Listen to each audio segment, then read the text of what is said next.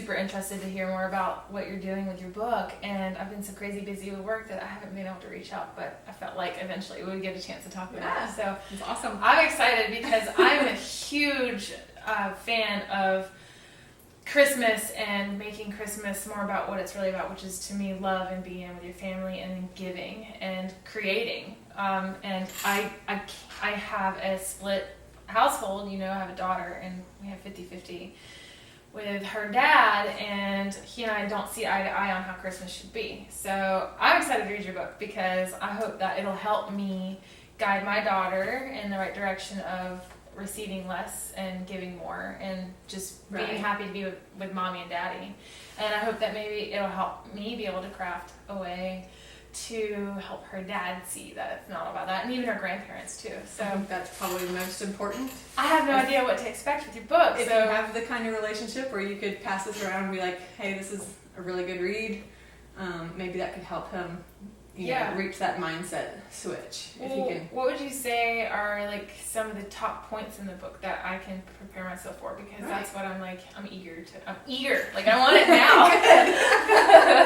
I want it now. Well, technically it publishes tomorrow, so I should have brought you a copy. Dude, it's okay. I'll run down a couple absolutely. days. So the very first thing that I really get into is the consumerism around the holidays that society has created around this. I'm not a particularly religious person, and I don't really delve into that in my book. What I'm more interested in is this consumerist story and how the story of Santa was crafted by marketing executives. It was, the big malls like Macy's in New York. Yeah. Their advertising teams latched onto something that started to circulate and expounded on the story. And then you have companies like Coca-Cola come in and make their advertising executives make him more rotund and cheerful and jolly looking and really fine-tune what he's supposed to look like and the story behind it. And then they created Sprite Boy, who's the little green elf, which now we associate these little elf-like figures. And of course that eventually became Sprite. Yeah. And this is a relatively new story. He's in the US, this is less than 200 years old. And then Frosty and Rudolph and all these other characters that we associate strongly with the Christmas story, this consumerist version of the story, they're less than 75 years old. And now we have Elf on the Shelf, which a lot of households participate in, and that's 15 years old. And kudos to that family for coming up with a brilliant idea. Yeah. They're bajillionaires from it.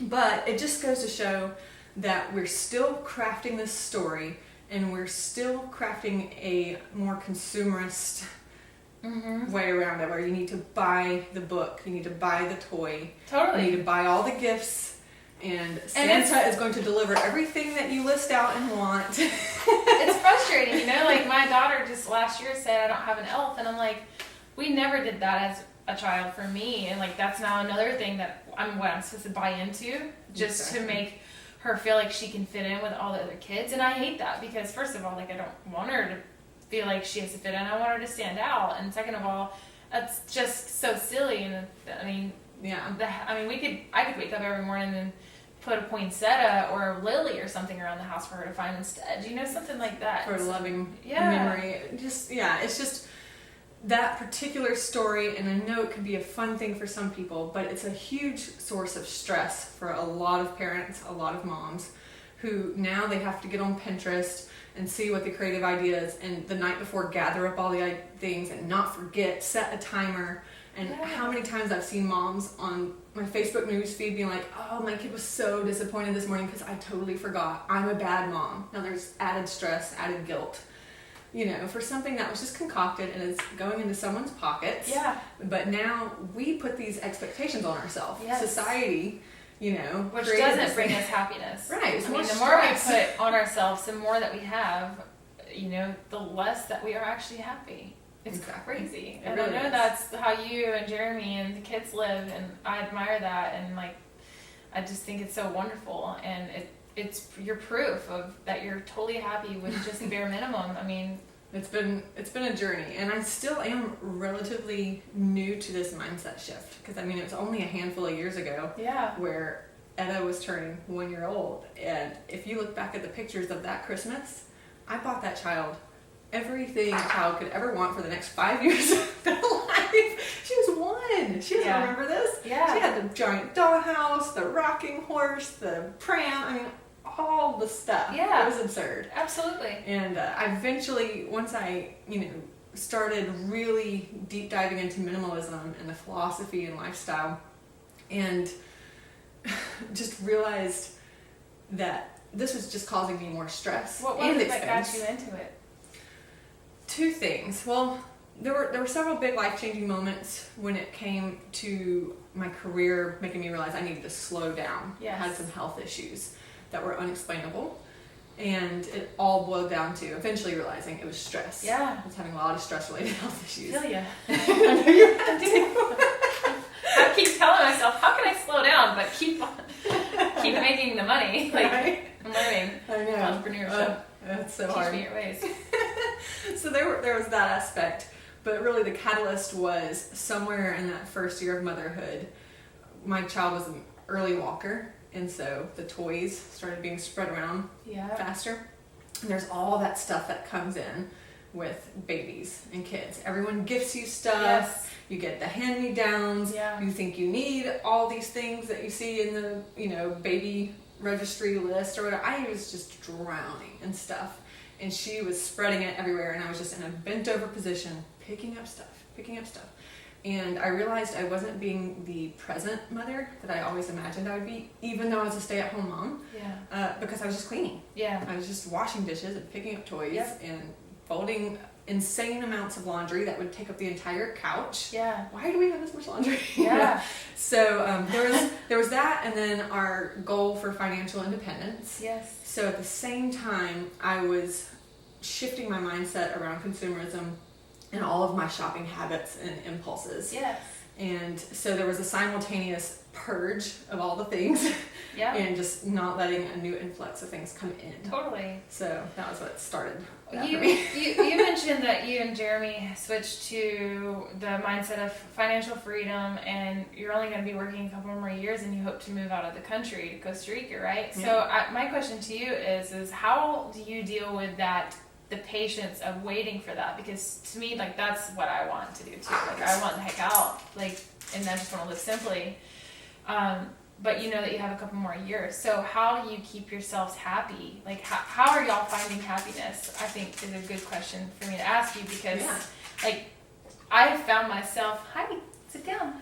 I have found myself being drowned by how much work that I have, because now I have to keep up with this house payment and a truck payment, and I now have a warehouse for my employees to work out of.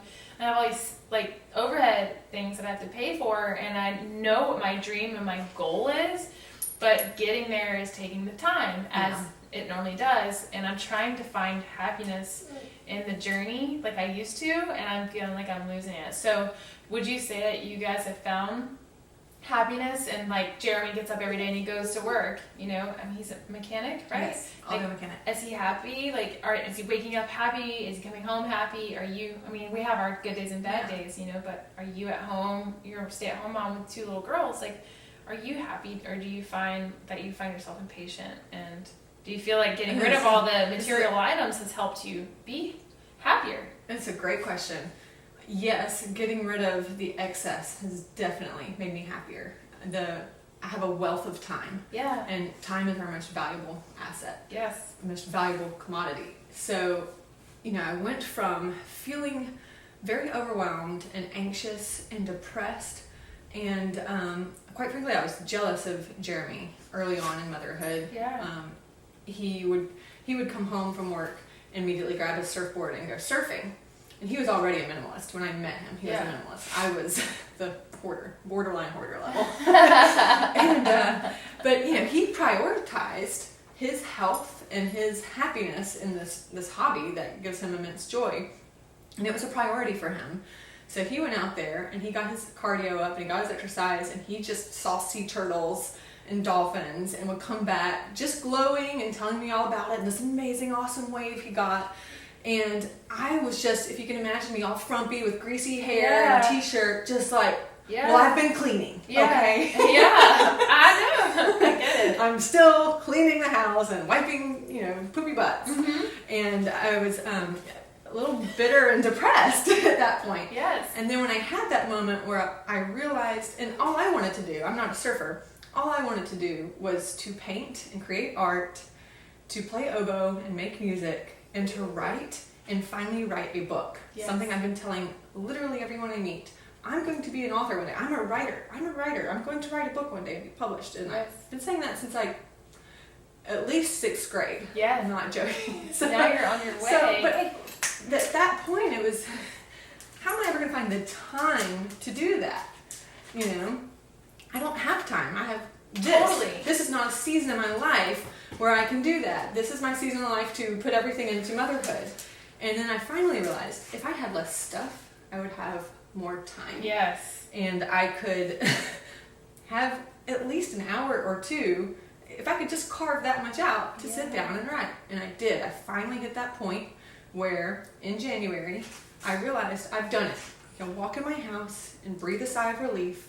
It takes me 5 minutes to pick up a handful of toys. Yep. That still are inevitably going to get scattered, but it's not overwhelming. Yeah. We all have tiny capsule wardrobes, 1 load, 2 loads a week. Yeah. Roll it all up into our few drawers. I only have 2 drawers of clothes. That's awesome. Yeah. We have 1 plate, 1 bowl for everybody. Yep. So washing dishes by hand, even though we have a dishwasher now, that doesn't take that long. Totally. So not that my house is pristine by any means, especially these days. Good The book. The good and the bad. But, Yeah. I'm not overwhelmed. So I had this time, and I finally was able to fill my cup. So I've illustrated, I painted and illustrated that cover. I wrote at least 2,000 words a day, every day until the book was written. I've worked every day on all the other aspects of publishing. And I auditioned for a local orchestra and got to go to practice on Tuesday nights and had my first concert in 5 years. And so I finally had that glow back that he gets when he goes surfing almost every day. Yeah. So now, instead of him talking about work and all of the crazy things that happen at work and him telling me about the interesting woodworking he's doing in his shop and his surfing and me just sitting there like, today was exactly like every other day. I was cleaned all day long. Because that was what it felt like. I was like, I'm turning into the most boring person. Yeah, right. So now... Good for you for realizing so fast, too, because that's what happens to most people. Yeah, that burnout. Yeah. Totally. So now we have much more engaging dinner conversations. And we go to the beach together as a family every day, and we have immense gratitude for, this is a beautiful place. Yeah. We live 18 houses from the beach. It's a bike ride. Yeah. And so this is where people come to vacation, and we get to live here. I know. And we talk to each other in that tone of, oh my God, can you believe we live here? It's Yeah. beautiful. There's bougainvillea and palm trees everywhere. This is amazing. Ocean right around the corner. Amassing money and wealth is not going to make us happy. Moving to Central America is not going to make us happy. It sounds cool. We're in for it. We want the journey and the adventure. Yeah. But if we can't be happy right now, because I'm not promised that I'm going to be here next year or 2 years whenever we're finally ready to do it. Like, I just need to feel satisfied with what I'm doing and what I'm creating, what my children are learning and seeing, So it's just, it all comes down to gratitude and presence. Yes. But a lot of us, we're trying to find joy in things, that little dopamine hit, when every time you buy something, and then our time is just getting sucked away by cleaning and managing all the things that gave us 3 seconds of joy. 100%. Yeah, I get it. Yeah. I totally get it. I think that's really wonderful, and you made a really good point. It's the journey, the destination, as I said earlier, is not where we need to find happiness. It's our journey there, and it's our appreciation of our current surroundings. So we do live on a beautiful island right here in the United States, and Central America is South America, New Zealand, whatever, anywhere is obviously an amazing place to move and raise children. But if you're not happy here now because you haven't found internal happiness, then you're not going to be happy there. And for me, when I moved just a couple times just to get to St. Augustine, I moved a couple different houses on my journey after my divorce. Like, I slowly started dwindling down my belongings because every time I moved, it was just, it was chaos, it was stressful, and I was like, why do I even have these lanterns? Like, they're not actually making me happy. Like, they kind of make me happy because they're part of my decoration. I'm a Taurus, and I like materialistic things. And I'm a Taurus. I do. I know. See, we both borderline hoarders at one point. You know? This is what Taurus got me. Seriously. I like pretty things. God, like, I remember selling my lanterns. I had like 20 of them that I used to hang up on my stairs, and I was like, I gotta like have to detach from these things because they don't actually bring me happiness. And so when I started selling off all my things, all my junk, all my things that I've just collected over the years from thrift stores and whatever, I have really found a lot more peace, and I found a lot more time, right? And I'm kind of living that same lifestyle. Like, my house is a smidge bigger than yours. It's only, that's for me. It's like, I just moved here for my kiddo to like be closer to her dad. But like, I got rid of all of our dishes, and now we have 2 plates, we have 2 bowls, we have 2 cups. Like, awesome. Like that. Like, I don't want to do 15,000 loads of dishes or Exactly. all the laundry. Like, it's just silly. It makes no sense to me. So getting rid of that helps us find that peace, and it just takes a weight off of us. Exactly. So Yeah. I wanna, I guess, for me with Christmas, I certainly don't buy Waverly a bunch of toys. Like, I used to be like, oh, like, I wanted to give her everything, but now it's like, I want to take her somewhere. Like, we talk about seeing the pink dolphins in the Amazon, like, jungle, awesome. in the river, the river over in, in Colombia or whatever, or going to see monkeys, or going to see the butterflies in the forest. Like, I want those experiences for her. And, she gets enough stuff over at her dad's house anyway, and I wish that I could help stop that as well, because I feel like it's programming her. But, we have certain battles that we can, fight, and certain that we can't. So my knowledge is going to come from learning from people like you that have done your research. Like, I had no idea about that story about like Santa and Sprite. Yeah, Sprite Boy. Like, yeah, well, get this. I don't even know how I feel about, like, it's hard for me with the Santa thing anyway. Like, I already, because he is a projection of materialism. But yeah, Santa, like, I don't resonate with it anymore, just because I know that it's just more materialism, and I don't want Waverly to grow up like that. And you're right, it is all a huge marketing hack, and it's genius for sure, because that's how they make money. But I'm in the same boat. Well, you're gonna feel sick when you read the first chapter, when I just try to outline the developments of how it came to be the story we have now. But I still do the story of Santa. I know it was magical for me. Like, I love that butterfly feeling of something. I mean, I just love fairies and mermaids and the Tooth Fairy and all these things. Like, my Edda is asking me constantly, like, is the Tooth Fairy real? Are mermaids real? And like, I don't want to lie to her, but I don't want her to lose her childhood magic either. So what are you doing? Because I'm trying to figure out how to handle that myself. Well, when she asked me, I say, I don't know. If you think they are, they probably are. I'm not sure. Maybe we can figure that out. Just kind of keep it vague. Yes. And I still have the story of Santa in our house, but I'm no longer focusing on it. I used to. In that first year or 2 of her life, I really drummed up that magic of, oh my God, Santa, Santa, Santa. What do you want, Santa? We're going to go see Santa again. Take more pictures, Tell him what you want, and I brought it up all the time, or you better be good, or Santa's not going to bring you stuff. And I think, now, knowing what I know, I don't want to talk about Santa that much. I don't want to take it away. I want Christmas Eve to still feel magical. And I still want to wake up in the morning and just feel this surprise of things. And there'll be a lot less things, drastically less than what I used to do. But I don't have to kill the magic and say, Santa's not real, this is a conservative story, to a 4-year-old and a 2-year-old. But I don't need to hype it up and hype up this story of toys that come with him, and make your list. Here's a catalog. Circle anything you want. And see what Santa's gonna.